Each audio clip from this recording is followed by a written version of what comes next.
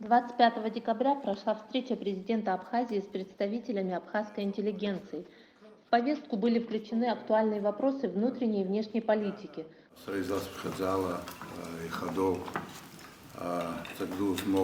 Документ соглашение ратификация. Вчера с Татуску Лао подписан Федорович Чебара Цоп, еще схудство Рацоп, Обрианпи, Абрихал Саверстахан, Дешеснет Гестек, Поехал, Яцо Мариза, Аус Пахадахкало, и Шартво Сара, Яца Мума, Дехумкоси Хамов Акоп, Хенткара из Хара, Хенткара Хора, Мелата Расхо, Пейпш Зехас, Убрёб Хара, Хакоси Хамо, Шажакоя Ахцо Зискуби Брёб. Глава государства обозначил острую необходимость решения вопроса передачи России имущественного комплекса Пицунда в приоритетном порядке. Эту тему постоянно поднимают наши российские коллеги на встречах разных уровней. Оно соответствует духу союзничества. Это в первую очередь защита интересов народа Абхазии, отметил президент. Аслан Джани заявил, что на этом некоторые силы зарабатывают политические дивиденды, намеренно вводя в заблуждение слабо информированных граждан. Мы неоднократно проводили встречи, дискуссии, разъясняли соглашения по пунктам, однако им не нужна правда, они не заинтересованы в конструктивном диалоге. Вопрос координатов решен на уровне президента Российской Федерации, когда встречались с Асланом Георгиевичем. Это внесены поправки туда. Вопрос передачи третьим лицам, вот здесь уже было сказано президентом, это в этом договоре, в отличие от прежнего, учтено. Что говорит о третьем вопросе, о юрисдикции? Слушайте, передается в аренду, не продается, как заявляют многие, несмотря на то, что неоднократно уже указывали на то, что передается в аренду, нет, все равно твердят, что вот хотят продать. Давайте будем точны. В аренду передается земля. Земля. 3600 квадратных метров плюс бассейн 1000 квадратных метров. Да. Это здание, сооружение, которое передается в собственность. Так и никто Мы с Олегом Алексеевичем как-то говорили, на российские деньги отреставрирован университет, в котором 45 тысяч квадратных метров. Это 10-я часть. Только здание, сооружения передаются в собственность. Земля остается в аренде. Все говорят, никто там не имеет права ничего строить без согласования с абхазской стороной. Здесь это все четко прописано. Не по уведомлению абхазской стороны, как здесь было написано, в старом, а по согласованию. И эксплуатация обязуется использовать объект так. Эксплуатация объекта не может осуществляться в ущерб суверенитету, безопасности, политическим, военным, научно-техническим, экономическим и экологическим интересам Республики Абхазия. На земельных участках, передаваемых в аренду российской стороне, в соответствии с соглашением, российская сторона имеет право осуществлять капитальное строительство по согласованию с абхазской стороной, статья 5. Все говорят о том, что землю, такую ценную землю пицунскую отдают, продают. Вот такие формы. Никто про здание не говорит. Слушайте, здания со времен царского Российской империи, Советского Союза, которые здесь были построены, они здесь стоят, никто их не увез. Это мы сами их разрушаем, никто их не разрушит. Так и эти останутся здесь у нас. Мы сейчас, исходя из сегодняшней сложной, непростой ситуации, принимаем решение. Кстати, старый договор носит бессрочный характер. Вот. Этот договор носит срочный характер на 49 лет. Просто это был повод, значит. Все это было поводом для того, чтобы как-то испортить взаимоотношения власти с Россией. Для чего? Для того, чтобы раскачать нынешнюю власть и самим прийти к власти. Вот и все, как я вижу. А что за этим последует, никто почему-то не думает. Какие проблемы будут. Вот надо просто со всеми поговорить о том, что последствия, которые будут, давайте, кто будет нести за это ответственность. А последствия будут. Если мы идем по пути Грузии, Украины, Белоруссия даже чуть не взорвала ситуацию. Работают цветные революции, все это отработано. То, что там делалось, мы видим и здесь. Эти майки с надписями, вся та же технология. Далее Аслан Джани рассказал о деятельности НПО на территории Абхазии и их истинных целях. отсечь нас от России и создать все условия для вхождения Абхазии в состав Грузии, подчеркнул президент. У нас не будет перспектив, если мы пойдем на поводу у этих сил. Закончилась антинародная, антиабхазская деятельность. О пагубном влиянии неправительственных организаций на абхазскую молодежь высказались участники встречи. Прямое выступление по развивающимся странам Азии, Африки, Латинской Америки проводила Российский университет дружбы народов, как спикер выступал, и там мне вопрос задали, что случилось у вас, почему президенту Российской Федерации вопрос так стоял, отказывают, чтобы старую госдачу по новой имел, вот как простой народ понимает, а мы здесь обсуждаем, спорим друг друга и так далее, что мы не выступаем против России. Но по факту уже получилось так, что негативный фон создан в обществе. Это первое, что я хотел сказать. Второе, вот то, о чем вот Давид Чечевич сидит, я слушал внимательно выступление. Опять же, было больше эмоций, конкретные факты, которые ставит министр юстиции. Я слушал и смотрю, других, и третьих, там частично соглашаются, не соглашаются, то улыбаются, то спорят. Но реально не было ни одного пункта сказано, по которой это невозможно соглашение подписать. Да, выступают, нужно наказать кого-то, но это я считаю вторую степень вообще, это могли подготовить в России наши специалисты. Ошибки всегда бывают, возможно, это осознанно, неосознанно, это вопрос формальный. По большому счету, по Абхазии это сильно бьет по имиджу Абхазии, я прежде всего скажу. В принципе, исправлено, но понимаете, когда в общество выкидывают, пользуются старым вариантом, они даже по телевидению говорят, мы не знаем эти правки. Если вы не знаете, это не означает, что нет правок. Потом здесь говорили по поводу неправительственного сектора. Я внимательно смотрю, иногда смотрю, извиняюсь, передачи. Там наши местные, уважаемые люди, молодежь сидят, ну, школьники разные, и читают им лекции про госдачу, про это, про отчуждение. А там не сказано было, дается в аренду долгосрочный срок. Нет, это продается. Вот такие вещи, когда говорят, это дети, не только дети в обществе, все воспринимают неверно. Поэтому надо вот по передачам тоже надо иногда делать. Тут Олег Алексеевич, я с вами согласен и говорил, здесь все говорили, что нужно все-таки использовать законодательные рычаги, конкретные. Конкретные у нас законодательство позволяет. Это не означает, но хотя бы в этом плане мы защитим свою молодежь от неправомерных действий. Не только у нас в Московском госуниверситете, Санкт-Петербургском университете, ученые, научно-исследовательских институтов. Сколько человек сегодня, как российские не предатели, называют там иностранные агенты, их рассматривают судья. Одного судили сейчас, там мы очень известного ученого, второго. То есть хотя бы это будет профилактика для того, чтобы наши дети не попадали в руки недобросовестных, можно сказать, и так далее. Но при этом мы должны четко от себя давать отчет в том, что были проекты, которые начались еще в конце 90-х годов.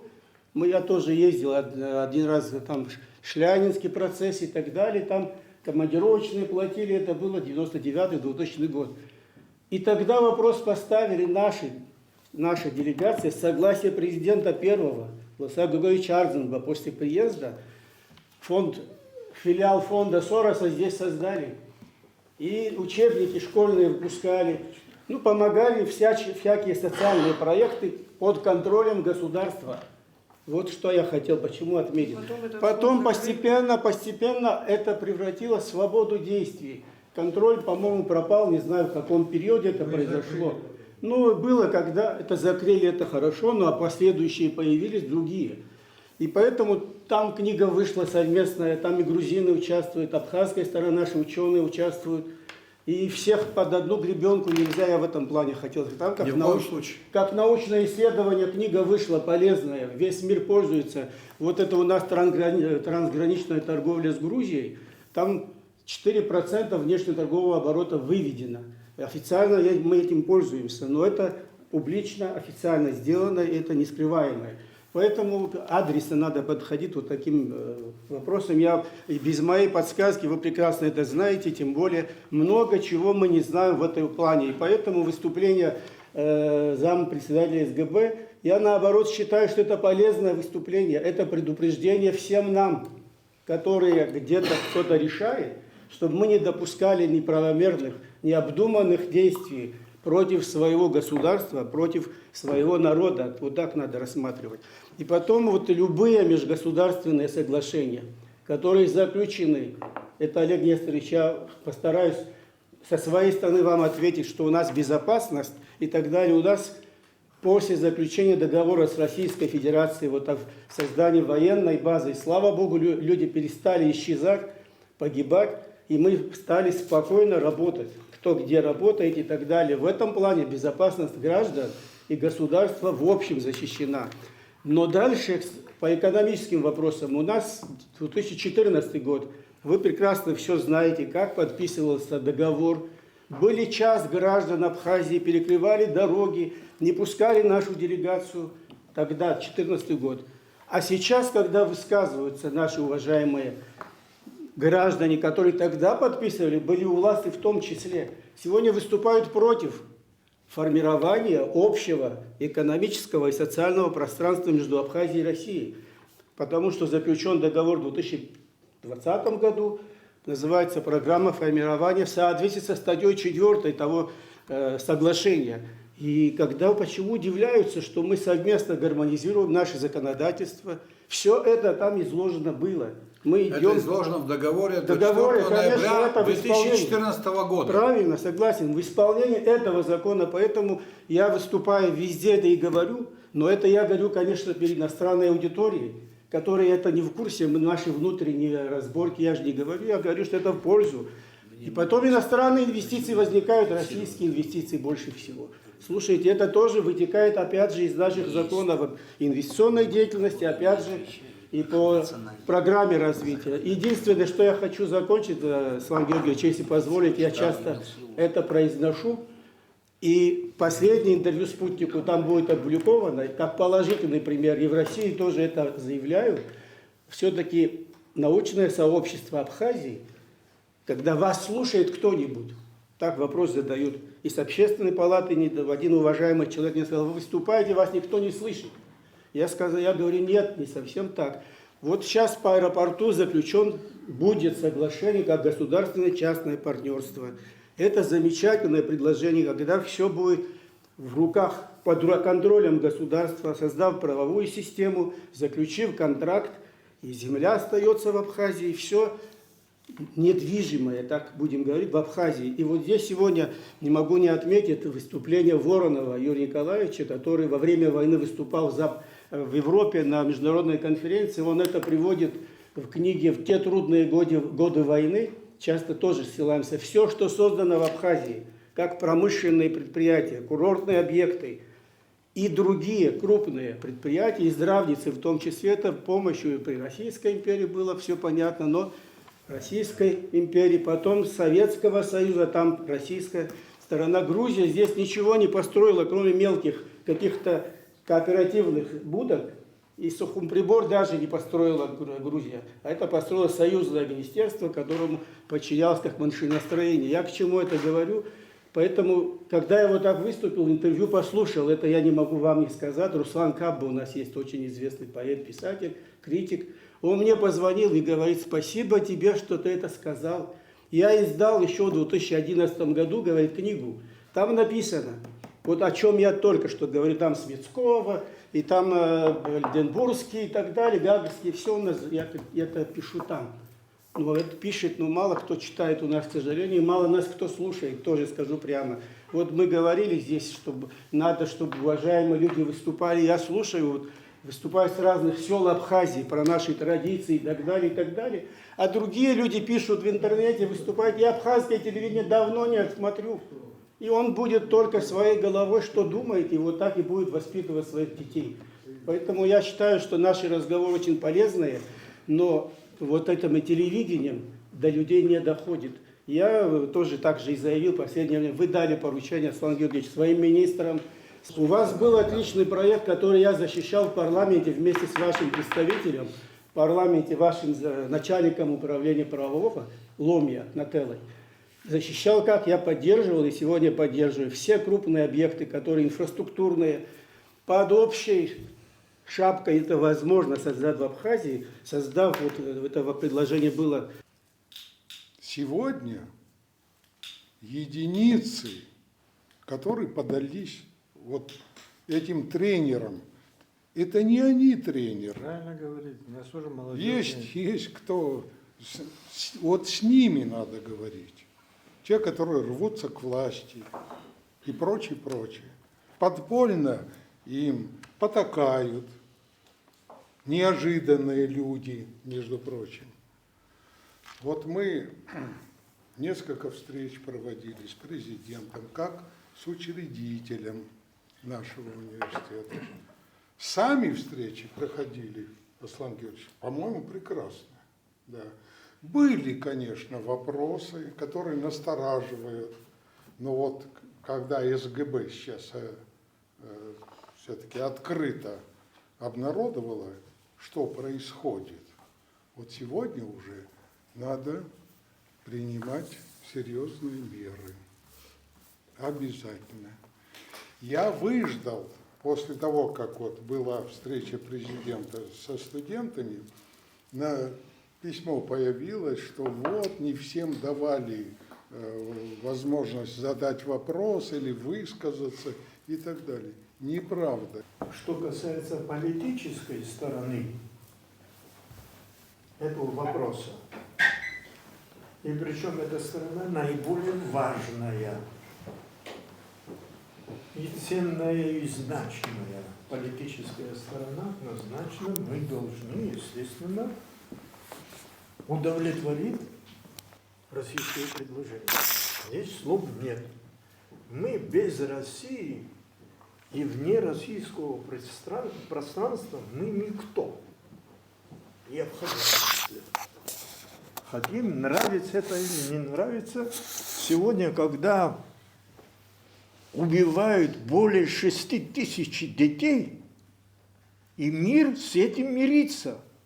И нет силы в мире, которая могла бы остановить эту трагедию. И кроме того, на самом деле чрезвычайно важно восстановить статус Белой. Там, может быть, никакого договора не было в советское время, и надобности не было в таком договоре, но сегодня, по всей вероятности, такой договор, коль скоро он стал необходим, нужно, конечно... А что касается других вопросов, которые вы подняли здесь, о ситуации внутри нашего общества, я имею все-таки некоторый уже опыт за последний послевоенный период и так далее. Я занимаюсь этой проблематикой. И я вижу следующее.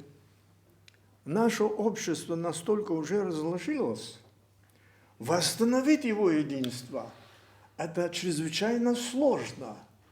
И одними пожеланиями, призывами мы не решим этот вопрос. Все мы живем в этом обществе.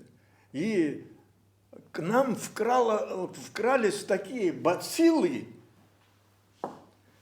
перед которыми тоже наш организм не имеет такого иммунитета, чтобы защитить себя. Это стремление к деньгам. Как остановить этот процесс? Фрида Ласба, кандидат экономических наук, поделилась своими опасениями о том, что во взаимодействии с недружественными нам странами вовлечена элита. Мы испытываем большой страх и предвидим угрозы, с которыми может столкнуться наше общество, если не вмешаться в сложившуюся в стране ситуацию, опираясь при этом на имеющуюся нормативно-правовую базу, заявила она. И я надеюсь, что, несмотря на те угрозы, которые сегодня исходят от оппозиционных сил, от тех элит, которые, к сожалению, подвержены внешнему влиянию и не способствуют укреплению нашего стратегического партнерства, партнерства с тем, кто нас признал и на протяжении долгого времени показывает, что он это партнерство наполняет содержанием. Безусловно, у меня вот такая позиция. Вот вы сегодня сказали о том, что у нас есть такой закон об иностранных инвестициях. Он может быть по-разному быть оценен, но там в одной из статей там, где кто может быть, кто является субъектом, кто может быть инвестором, в одном из пунктов указано, что может быть и международная организация, но в случае, если между Республикой Абхазия и этой международной организацией есть международный договор. Я думаю, что с UNDP и с другими международными организациями у Республики Абхазия нет международного договора. И с этой точки зрения, может быть, пока еще любой закон, он несовершенный. У нас многие законы очень плохо работают. И вот закон об иноагентах, видя, какой он, еще один закон, который может и вызывает такое неприятие, мы не полностью используем те законы, которые у нас есть. Например, закон об иностранных инвестициях. Можно прекрасно проверить, с кем заключаются договоры у неправительственных организаций. Они заключают договоры с международными организациями, с которыми у Республики Абхазия нет таких договоров. И уже на этом основании можно прекратить вот эти вот и финансовые, и другие взаимоотношения на уровне Министерства юстиции. Вот этот потенциал еще не использован. Поэтому я думаю, что и в этом плане государство, правительство проявляет некоторую слабинку. Хотя я понимаю, что они прекрасно об этом знают. Не может быть, чтобы не знали те, кто, так сказать, инициировали этот закон, содержание этого закона. Я думаю, что надо использовать потенциал тех законов, которые у нас есть. По поводу того, что я как гражданин этой страны, я испытываю очень большую обеспокоенность по поводу того, что происходит. Потому что на самом деле во взаимоотношениях с недружественными нами странами и организациями задействована элита нашего общества. Дети, внуки, я не знаю, жены, братья, людей, которые внесли огромный вклад в нашу независимость и вот в борьбу за эту независимость. Поэтому, безусловно, я думаю, что у государства есть вполне себе мирный потенциал для того, чтобы вот снять эту проблему. Член Общественной палаты Давид Пилия считает, что одной из причин столь высокой популярности НПО стала сложная экономическая ситуация в послевоенной Абхазии. И сегодня они заинтересованы в привлечении именно молодых людей, которые в силу нехватки жизненного опыта не понимают до конца, с чем они сталкиваются и кто ими управляет. Их центральный штаб находится в Тбилиси, и оттуда через наших представителей ведется работа в школах, колледжах, высших учебных заведениях, на улицах страны. Мы отдали нашу молодежь в их руки, и они воспитывают их на протяжении долгих лет, сказал Пилия. Участники встречи предлагали различные способы выхода из сложившейся ситуации. Было, в частности, предложено проводить больше разъяснительных бесед как с молодежью, так и с населением в целом, разработать программу развития страны и ее идеологии, готовить специализированные кадры для госаппарата, усовершенствовать правовую базу.